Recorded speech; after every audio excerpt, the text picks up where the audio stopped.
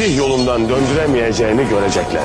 İçimizde bir tane hain kalmasa dışarıdaki 1000 tane soysuzun gücü bizi yıkmaya yetmez.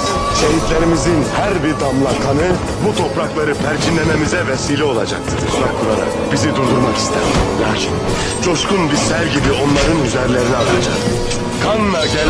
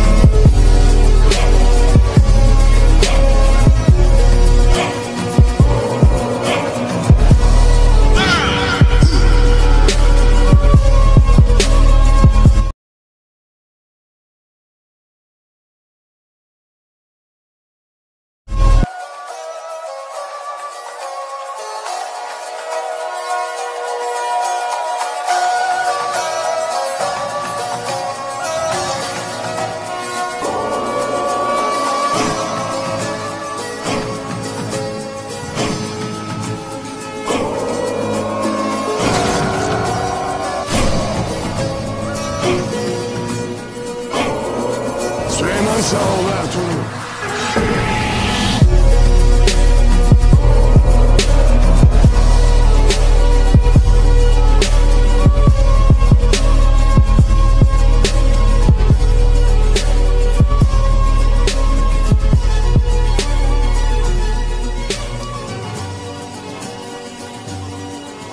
Ben Süleyman Şahoğlu Ertuğrul.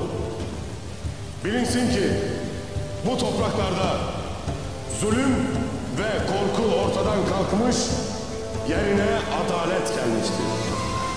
Kimseyi kimseden ayırt etmeyeceğiz. Gayrı hepimiz sulh içinde, huzur içinde yaşayacağız. Yurdumuzu, ticaretimizi adaletle güçlü kılacağız. Bu topraklardaki herkes inancında ve ibadetinde hürdür.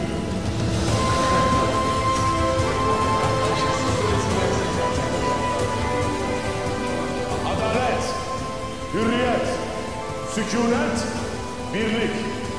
İşte yasamız budur.